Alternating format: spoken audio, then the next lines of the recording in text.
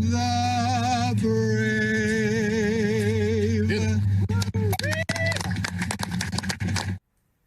That was one of Nevada's fake electors, a guy named Jesse Law, singing the national anthem after signing fake documents to try to overturn the results of the 2020 election for Donald Trump. The gentleman standing next to Jesse Law is Michael McDonald. He is another fake elector.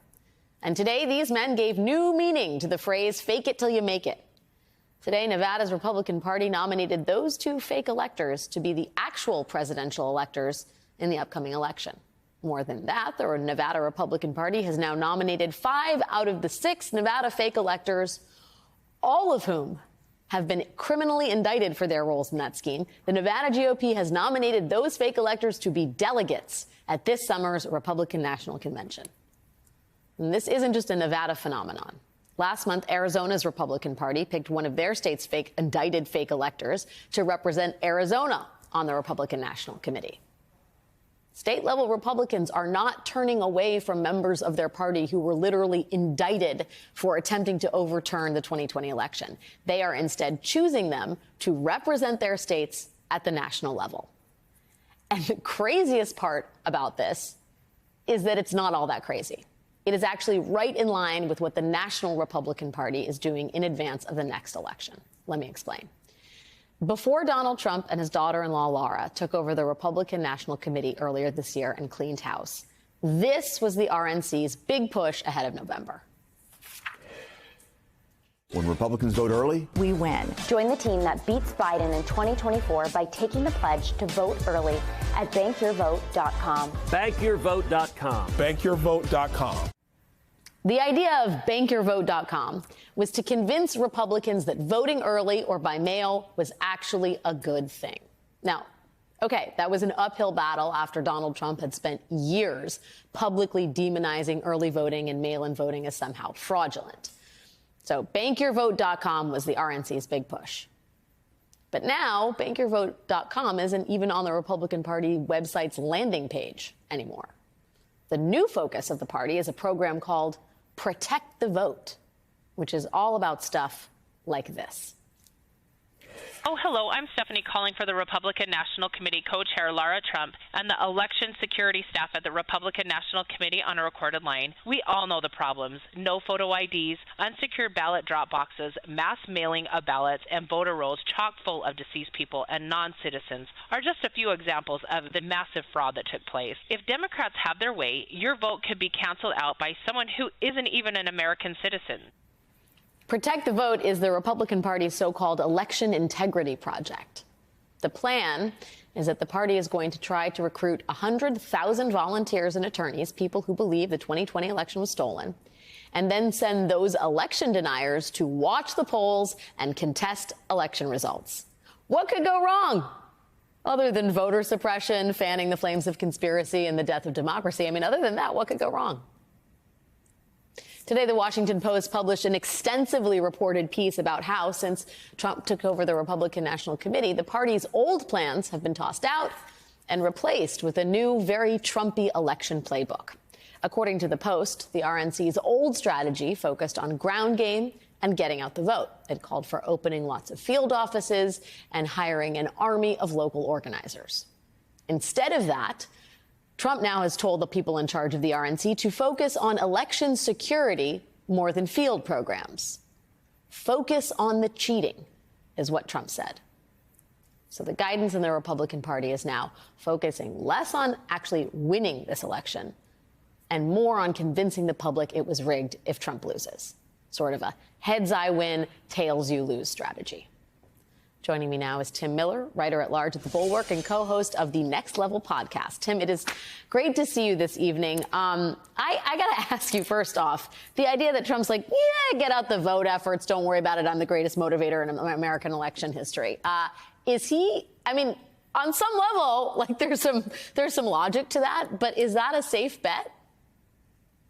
It's not a safe bet. I mean, I think that there is something to the presidential level. A lot of this is driven at the top by the candidates. It's a little bit different. GOTV does matter more in a state legislative race than a presidential race, of course. But these elections have been really close. Both 2016 and 2020 were decided by, 16,000, 20,000 votes in various states. And so the GOTV does matter at that level. And it's kind of crazy to just think about this. If you step back, Alex, like he invented this lie about the 2020 election. And you're supposed to, in general, if you're lying about something, you're supposed to be tricking other people. But they're like tricking themselves. Like they invented a lie, and now they're changing their strategy to meet this lie. It's so weird. Well, what's crazy is that he's like, focus on the cheating, guys. And they're like, right, sure, we'll focus. There is no cheating. Like, what does that mean, focus on? You know what I mean?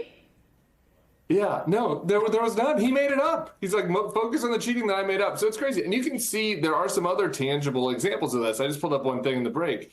If you looked at the votes from the primaries, you pulled up a Pennsylvania county, Chester County, Pennsylvania. Among election day voters, Trump won against Haley, who wasn't running at that point, 80-20. On mail ballots, they tied. So he's also just giving a gift to the Biden campaign, which is now since they've scared everybody in the Republican Party away from using mail, now Biden campaign knows if you voted by mail in a Republican primary, we can target you. You might be a Biden voter, because you're not, the type of person to go along with Trump's, insane conspiracy. So it's kind of a gift on multiple levels, really. But we laugh about the focus on the cheating as an actual marching order to the troops. But as a sort of political strategy, I don't know if it chills you the way it does me. It's quite obvious that they're prepared for Trump to lose, and they're also prepared to litigate the election. And now they have at least more of an infrastructure than they did before. It's not as ad hoc as it was in 2020.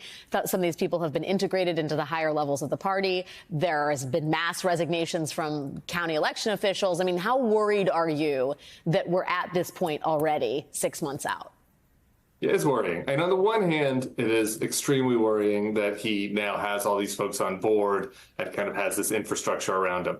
On the other hand, he's not the president, right? So at some level that there's, some less infrastructure that he has because, he can't, get rid of the attorney general and he doesn't have the Insurrection Act at his disposal and some of these things that created a lot of the chaos around 2020. So, I think it kind of cuts both ways a little bit, but it's extremely chilling. And the fact that it is still, this 4 years later, this persistent, that you have such a huge number of shock troops, if you will, of potential, believers in this lie.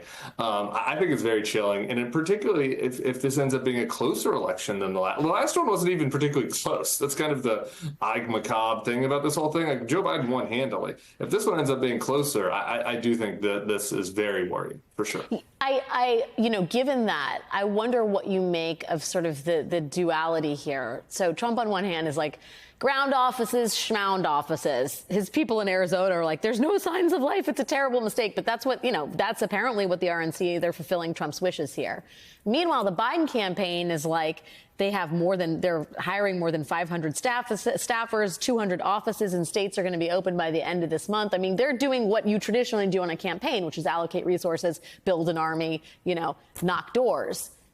Should they be trying to play more on Trump's turf in addition to that? Which is to say, I'm not exactly sure what I'm suggesting here, but do they need to be doing more work around the issue of making the sort of vote more transparent and to undercut the argument that Trump may make if he loses? I don't think so. I think Trump's going to make up lies no matter what. I think Biden campaign's got to run their campaign. And I think we can just be frank about this whole. Chris LaCivita is doing his best to, put lipstick on a pig, Trump's campaign manager, in that Washington Post article you referenced. But the reason why Trump has less offices this time than last time is because he's spending his money on lawyers. And that's why they're diverting a ton of money to his legal problems. So it's not as if they can say, oh, we're trying to be lean and mean, but the reality is they just don't have the funds that they had in 2020. And that's really what's driving this less than strategy. I do wonder, though, I'll float a trial balloon, Trump is constantly calling for his supporters to come out and make their faces known, make their anger and indignation known. They are relying on volunteers to come out and be poll watchers and buy into the big lie all over again. I think it's an open question, right, about how many people choose to do that, given the fact that a lot of these, fake electors, though they've gotten back into the good graces of the party, are facing, criminal sentences. Yeah, I do worry about that. And the other thing that you kind of have to consider, though, is like, what about the actual poll watchers? Yeah. I think that they've done a lot of education themselves, or have they figured out a better way to, to abuse the rules in these states? I know there are a lot of groups out there like Protect Democracy. You guys have those guys on there looking into all of this. But I think that, yes, some people have been scared away by the jailing that happened after January 6th, thank goodness. But I also think that they're a little more sophisticated now than they were 4 years ago. All right, buckle up, Tim. Here we go. 6 months. It's great to see you, Tim Miller. Thanks for spending some of this Friday night with me. Good to see you, Alex.